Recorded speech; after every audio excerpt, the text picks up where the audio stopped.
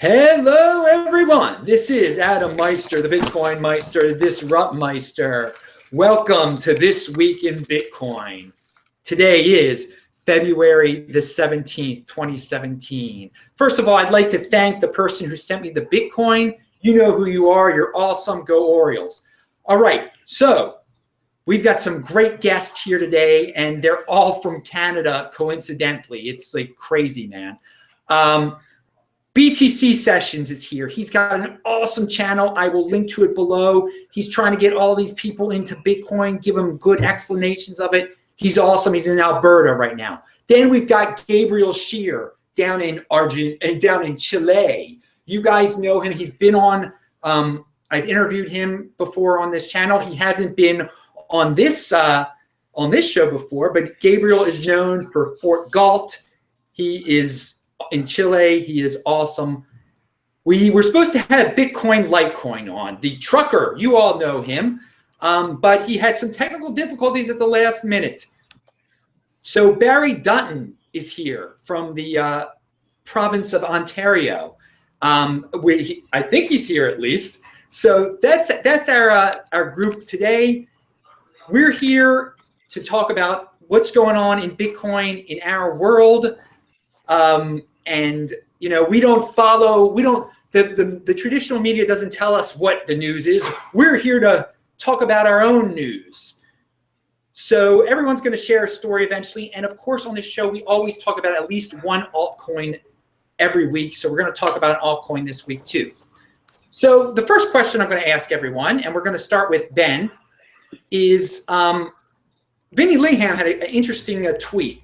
And he said, what would you do if you knew Bitcoin was going to hard fork tomorrow? Would you buy more coins, sell everything, sell some of your coins, or just hold? What do you say, Ben? All right. So anytime I have tried to go in and out of coins, I have lost money. And so I am strictly a holder or a hodler, and I think I would wait it out. I think I would just see where both chains go, and I have no trouble just sitting at the sidelines and seeing how things play out. I can do that. I'm a patient man. So yeah, I would hold for sure. Oh, that is awesome. I wanted everyone to see my awesome shirt too, by the way. All right, now back. Barry, how you doing, Barry? You hear me, Barry? Yeah, I can hear you. What would you do in that scenario? Did you hear what the scenario was? Yeah, I got, I think, fully online about 2 minutes ago, so I think I'm good to go. Did you hear the question that I stated? If there was a hard fork in Bitcoin tomorrow, what would you do? Would you sell your Bitcoin, or would you hold your Bitcoin? Would you sell some of your Bitcoin? Well, I know I wouldn't keep it on an exchange because I'd get a lecture from you. Yes, of course. But would the hard fork, the uncertainty of the hard fork, make you change your position in Bitcoin? Would you sell? Would you buy more? What would you do? Or would you just stay the same? Yeah, it's a good question because for the last several weeks I've been thinking about that myself, and I'm probably newer to this than you guys. I can't really answer that. I'm of two opinions, and I would consider moving half of my Bitcoin holdings into the current Bitcoin and hedge it against the new Bitcoin and buy maybe half there. Very, very interesting. So, okay, it would alter your decision. By the way, I wanted to say that Barry is known on Steemit. We're going to get to Steemit in a second. I didn't give you a proper introduction, and I thank him for being my backup guy here because we had that issue with Bitcoin Litecoin. Gabriel, what would you do in that scenario? Hold, always. Yeah, me too. I would definitely hold, and I would be very disappointed if I learned tomorrow there was going to be a hard fork. My God! But I wouldn't panic. I would definitely hold. And according to Vinny Lingham's poll, most people did say they'd hold. I think it was around 40%. So, and I mean, I wouldn't buy more coins because of the uncertainty, obviously.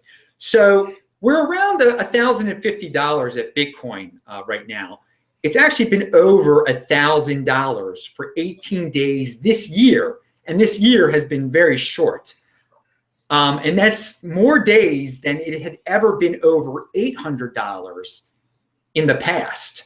So my question to everyone is this a new era? Is $1,000 the new normal base? If it's below, are we disappointed? If it's over 1,000, are we happy? Are we really, is 0.1 BTC equal to $100 a really cool thing? Ben, what do you have to say?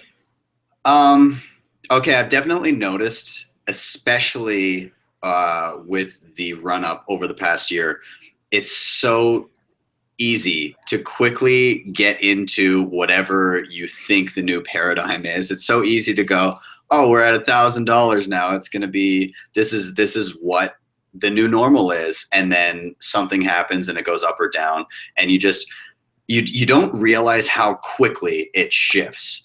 And it was easy to look at, oh, it went up to what, it got up to 11, was it 1180 or 1170, something like that, briefly there. And then it dropped, and you see all the headlines that are, oh, Bitcoin crashes. Yeah, but it only hit $1,000 like New Year's Eve, New Year's Day. And then it was a few days later. So it's so easy to get into that this is the new normal. I've definitely learned to realize as of yet, there is no normal.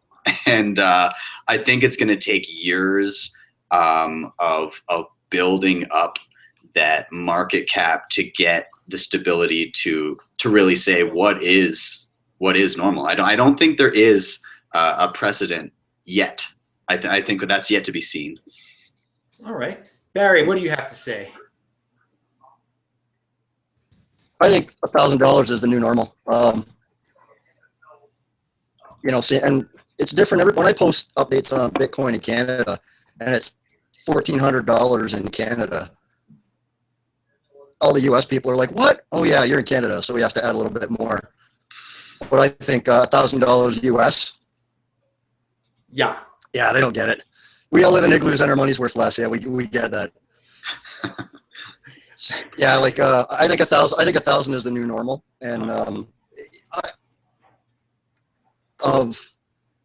if it stays 1,000 and just kind of stays boring, kind of like Litecoin, it stays down the middle. It doesn't lose a lot. It doesn't gain a lot. But everybody that's watching this Litecoin thing with the segue coming, I think it's a big forecaster, man. And to be honest, I started paying attention to it around the same time I kind of heard of you.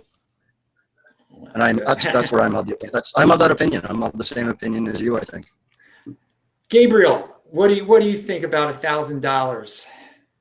It's fine. I really don't care that much about what the price is. When it's running up and it's causing a sensation and a stir and it's catching headlines and things, that's great. I like to feed into that because the more exposure we can get for it, the better.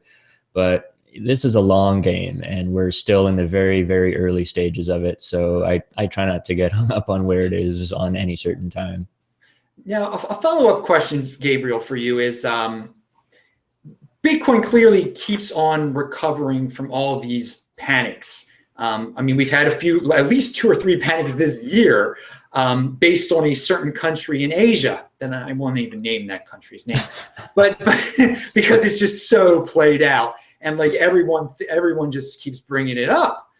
But I mean, so what lesson have we learned our lesson finally? Have the people learned their lesson that the next time we hear news about that country in Asia, because there was news about that country in Asia, and it's called China, I guess, and this week, but there wasn't a panic. Have the people the market learn their lesson, and will the reactions not be as insane as they have been in the past? Gabriel. Humans learn lesson? Nah, I don't know about that. That's pretty optimistic for me. No, I mean, there's this roller coaster of, spikes and dips and stuff like that's not stopping anytime soon. This is only going to keep going for a long time. I mean, there's always going to be some reason why everyone thinks it's happening, you know, and while the market's so small like this, I mean, it doesn't take much to cause, you know, people to swing in one direction or the other. So yeah, this is going to keep happening. But Bitcoin is always useful. I mean, whenever a state imposes capital controls, or when somebody devalues their national currency, or whatever, Bitcoin is always a very useful option for everyone to fall back on. And that's not changing. So it's not going to lose its utility. And in fact, there's a lot more utility being added to it. There's a lot more blockchain technology and everything. And people are hearing about it now. And it's just going to keep growing like a snowball. So again, this is a long game. I try not to worry about the small events on a day-by-day basis. That's the way I try to think about it too. Definitely think long-term, 2020. That's what I always say. All right, Barry, we got a question here, especially for you. You inspired this question, actually, partially. I've been talking with my buddy Shane, the independent optimist, about Steemit a lot lately. He's been doing well on Steemit. He's been actually selling some of his drawings on Steemit, and he's been successful. Barry, I know you're a big fan of it, and there's some other guys that are probably listening right now who are a big fan of it. Gabriel has been big into Steemit before also. I'm not sure about Ben, but here's the thing I'm coming with on Steemit. People are down on Steemit and Steem, which should be separated, for various reasons, because it had a rise many months ago, and then it had its big crash. So for me, I'm saying this is like the contrarian time to be interested in Steemit. I mean, everyone is saying it's dead. But so the question is, and now we've got this thing busy.org, which is silently starting. Is this the time for the contrarian to say, you know what, this is a contrarian thing. Let's get in on this when everyone else is hating on Steemit. What do you say, Barry? Well, I'm pretty active on there every day, and I see a lot of new accounts coming and going. When you're in this crypto space and connected to the blockchain end of things, you're already a contrarian, so you're kind of already ahead of the game. And I can say part of the reason I dug in so hard to Steemit is because I missed the boat on Bitcoin early on. Like I'm later to the party, and now I'm paying a lot of attention to a lot of this crypto space because I don't want to miss. I was told about Bitcoin before a lot of people. So back in 2000 and probably, I'm going to say 2009, and I didn't really pay attention. And if I would have, where would I be now? Where would we all be now? And I could have taken a lot of people with me because the rising tide, raises all boats, right? Well, I want to say one thing about your comment there, and it is still early in Bitcoin. I want you to remember that. It really is. It's not as early as it was before, but in the long run, it is still early. So I don't want you feeling bad, but I'm glad that you're on Steemit and you seem very high about Steemit. So yeah, in a way, everyone that's in cryptocurrency is sort of a contrarian, but to be the contrarian of the contrarian is the elite of contrarianism, right? So you're feeling good about Steemit is what I'm getting from you. The interesting thing is I've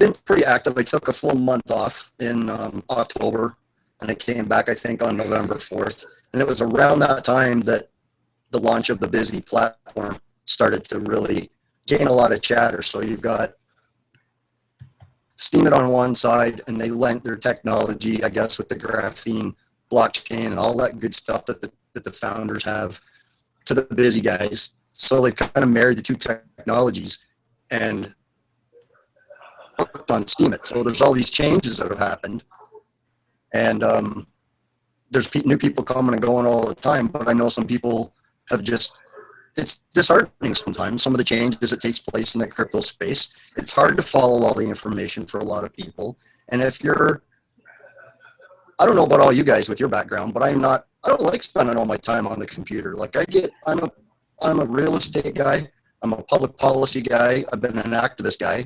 I've always hired out all my online projects to the guys that are better online doing their stuff. I'm a people person.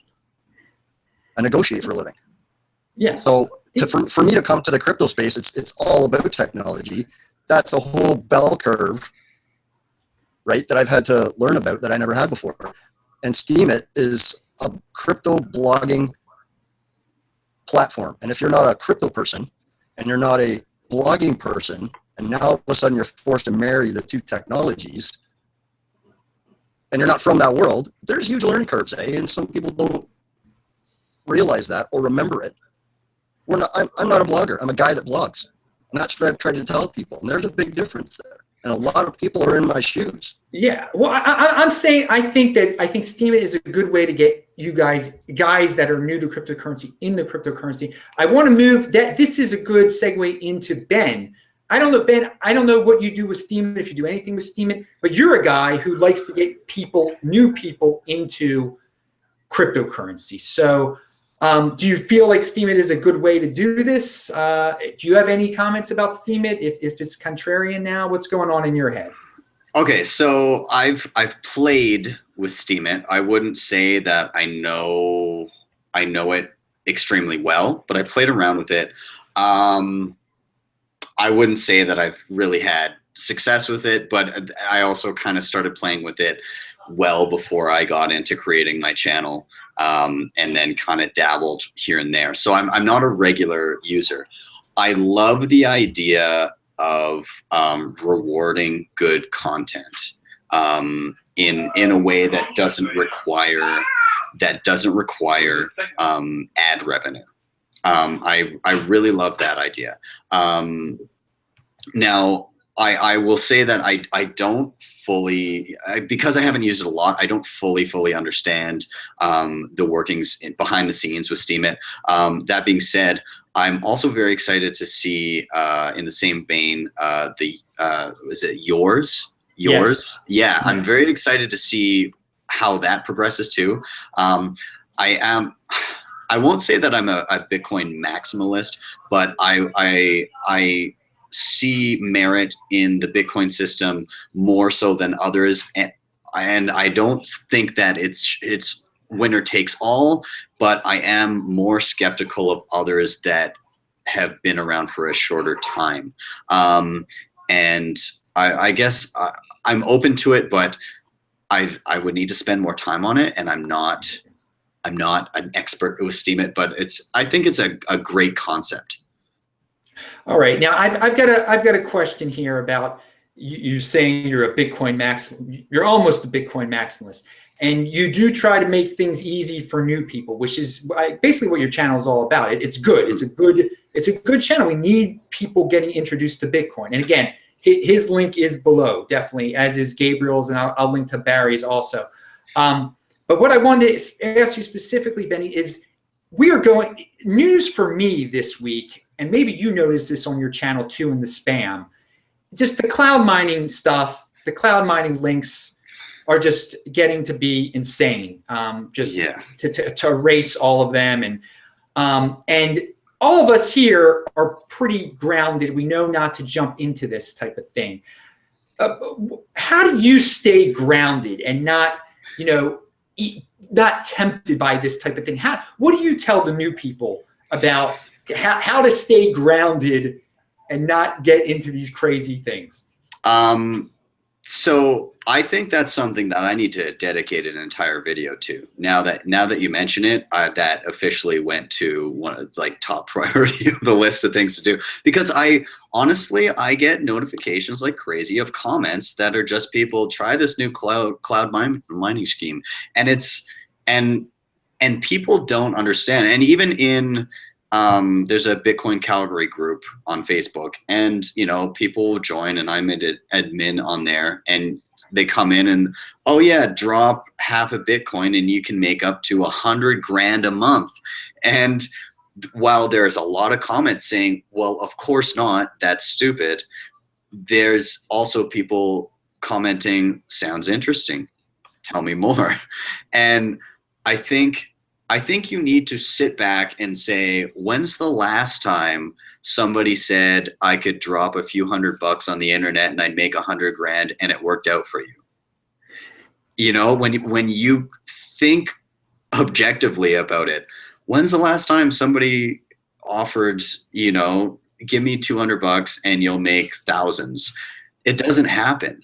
You know, there's no such thing as free money, and you need to look at what you're really seeing. And if you're new to the space, then I wouldn't be venturing into any of this. If you don't understand Bitcoin itself, you should not be trying to scheme your way into more Bitcoin. You should be learning about Bitcoin itself and starting there. Because if you don't have a basic understanding of Bitcoin and how it works, then you can't objectively look at something and say, okay, this is legitimate or it's not. You need to have your building blocks of understanding how and why Bitcoin it works as it is.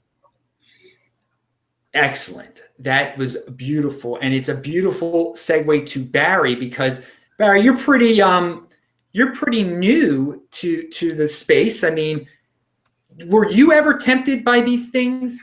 Are you, I mean, Yeah, cloud mining? Oh, sorry. Yeah, because I was new, and you live and you learn. But I'm a numbers guy, and that didn't like, I'm pretty well known in my industry as being a numbers guy. So when I started to look at the numbers, even though I was all like, "Oh, look at all the money I have that I can dump into this. I got all these bank accounts. I can 5 cloud mining accounts tonight and have a go at her." And then I would see the odd contrarian opinion, right? And I slowed my roll and I looked into it, and I'm like, well, so I could give these guys a bunch of Bitcoin, and then they gradually give some back to me, and depending on the contract you take, you know, there's a long time to for your ROI, your return on investment. And I know that there's a lot of newer people probably watching the show, and we should always temper our enthusiasm, right, on the one hand, with balanced thought on the other hand. And I know that's something that you talk about on your channel all the time. So for the new people out there, I know that you're a Bitcoin maximalist. I know I started playing your show last night, and you started off talking about cloud mining, and I was going to get a glass of water, and I just started laughing out loud because I left it going in the other room, and I had it turned up so I could hear it. And I'm like, oh, here we go. This is going to be a beaut, just the way this show is, you know. But the new people need to make their own opinions, but they need to make educated opinions, and so you can't do that without research. Okay, Gabriel. So Gabriel, how do you stay grounded in all this?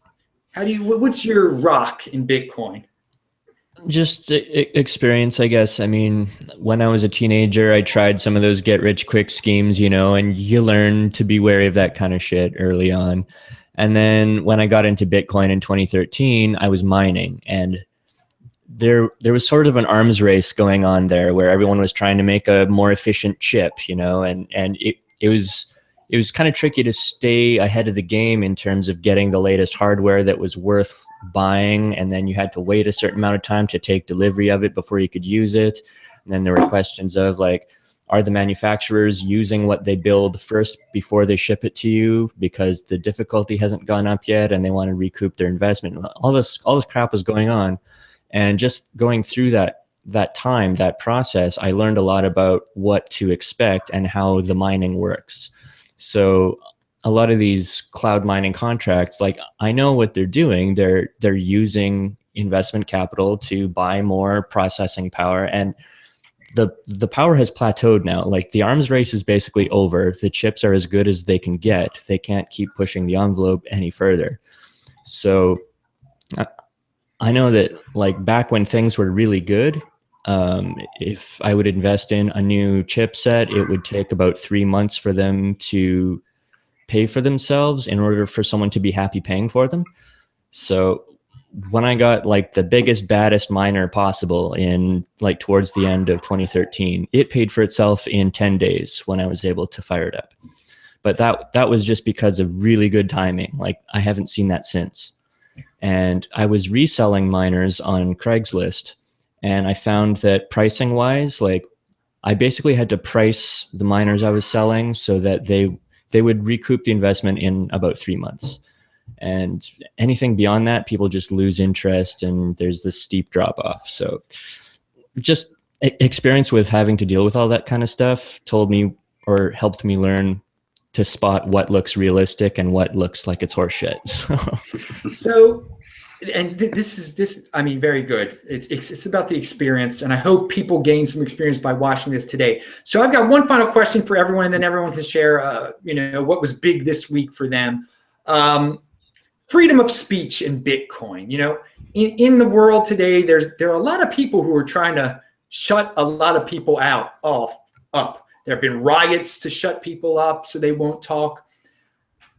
Ben, do you see Bitcoin as being a key in the war on freedom of speech, as a key to defeating the war on freedom of speech?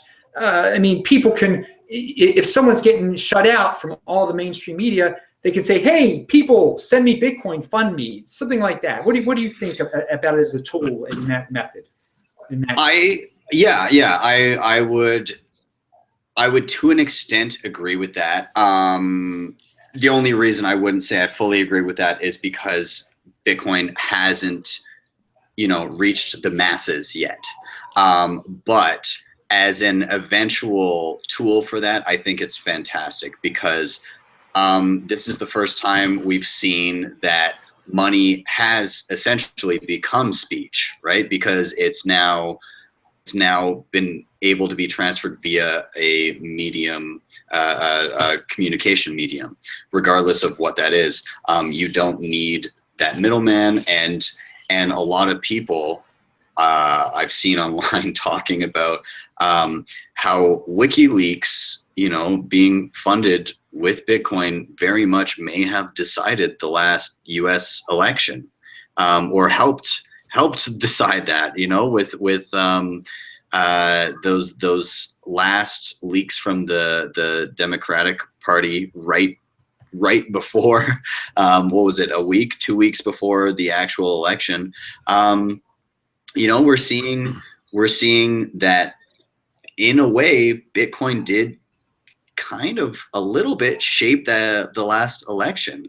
If WikiLeaks didn't have that funding, then they may not have been able to be around to actually leak anything that they did during the election, and it continues through the new administration. You're still seeing stuff coming out from WikiLeaks that is they don't have funding through other means, right? So I definitely think it's a tool to further promote free speech. I think there's going to be resistance to it in the future, and it'll be a tough fight, but eventually it'll become the standard that money is speech. Barry, you are a political guy. What do you have to say about free speech in Bitcoin? I was just typing out your link on Facebook, actually, and I was in the middle of a liberty-based posting your link at the same time, so I'll let that go for a sec. But free speech is being threatened everywhere. And it's funny, when you said earlier in the day that there might be, 3 of us from Canada on this show, and I'm the backup guy. I'm one of the, would you believe, out of our population, there's only about 300 stakeholders, and I'm one of them, that have thrown their money into suing our federal government to get our monetary system back. So if people are out there, and it's true, there's about 300 of us. It's in the Supreme Court of Canada. It's getting no coverage. They've made a lot of progress to get our federal banking system back into the hands of the people. It was signed out of our hands as Canadians in 1974. So when I was 3, in the U.S., you guys have the Fed, which is the same thing, and you guys went off the gold standard in 71, and it was sold off to private banking interests at that point. So Bitcoin is a game changer in a lot of ways, because there's a lot of things being stolen from us from a liberty perspective everywhere.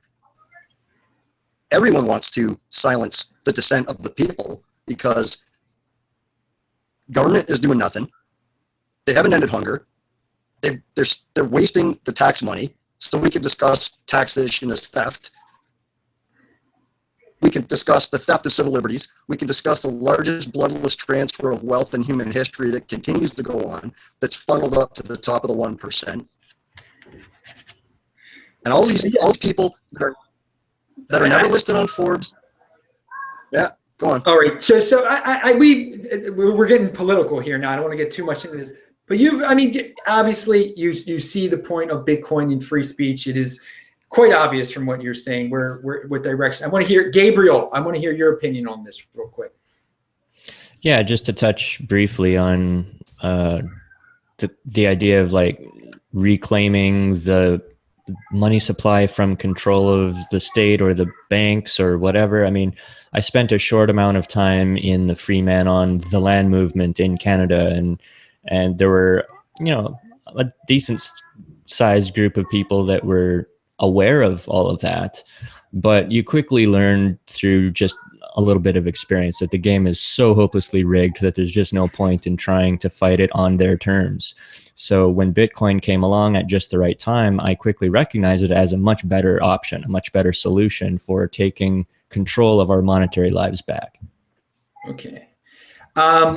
Moving on to a completely different question. It was from the chat. I just wanted to get one question from the chat.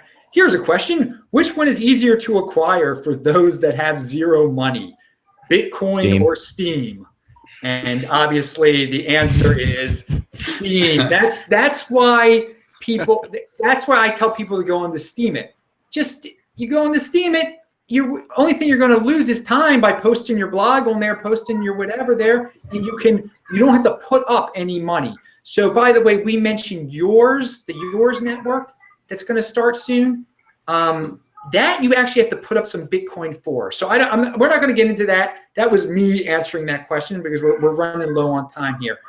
I'll start where everyone's going to give what their quick little Bitcoin story of the week is, or what they thought was important news, whatever they want to say, or they don't have to say anything. Gabriel, what do you have to say? I'm always on the lookout for companies and solutions and apps and things that are trying to add more utility and use the blockchain in such a way to bring more people in and make more use of it and everything. And the last one that I came across was called Equibit. And they just launched a crowd sale. They have their own coin that they're selling for, I think, a month or two here.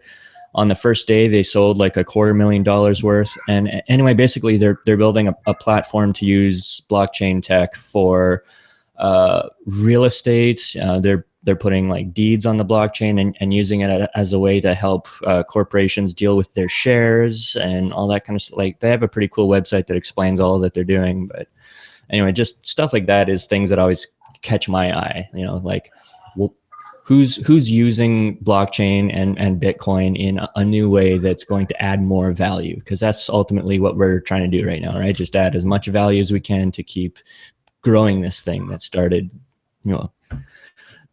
it's at that fun point now where it's not an infant, and some of us have been in it for several years now, so it feels like it's been going on longer, but to the rest of the world, it's still mostly unknown. So we still have to work hard, even though it feels like it's been a long time to us. Well, that's a good story of the week. Barry, first of all, I want to thank Barry very much for coming in here at the last minute possible when Bitcoin, Litecoin dropped out. I really appreciate it, Barry. Do you have a story of the week? I think there's probably a few, but and this one's getting a lot of traction as we move towards, I think it's March 11th with the Winklevoss twins, of the social network Facebook fame back in the day. So that, I think, is that's going to be the biggest thing that everybody's using as the gauge for not just Bitcoin and all things that relates to, but a lot of other altcoins. I think that could be a tipping point in the scale for a lot of the and civil liberty-based stuff and freedom-based stuff, because if that can get approved, that's going to be a game changer, I think, in the entire crypto space and the entire freedom and liberty movement. And the reason for that is it's going to make a lot of things more mainstream. It's going to get a lot more press. As fraudulent as most of the mainstream media is, and they lie to the masses anyway, you're not going to be able to hold that news down like you're holding down the other stuff, right? That's what I think. It's like a canary in the mine shaft for liberty and freedom. Very, very good point. All right, Ben, I'm going to let you close this off with your thoughts. All right. You know what? I think the most interesting news of the week is actually almost like a lack of news on the front of, and I know you hate talking about China, but so there's all of these exchanges no longer, they're not allowed to be, you're not allowed Bitcoin withdrawals, correct?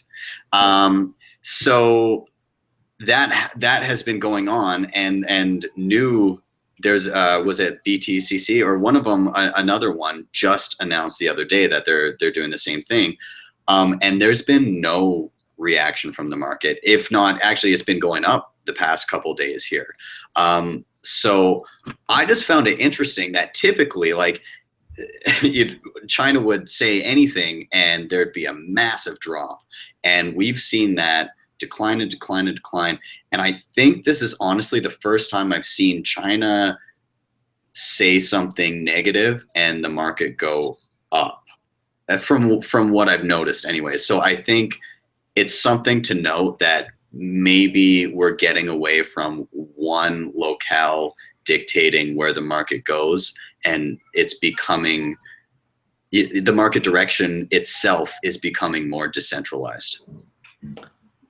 Very interesting. I think we've all brought up some interesting news here this week. We've talked about some interesting stuff. We don't let the media tell us what to talk about. We talk about what we think is important. I hope this inspired people out there. Create your own news shows. Create your own news in the space. So I thank all my guests again for being on the show. I'm Adam Meister, the Bitcoin Meister, the Disrupt Meister. Remember to subscribe to this channel, like this video, share this video. Take care, everyone. That was This Week in Bitcoin. Bye-bye, everyone. Bye-bye.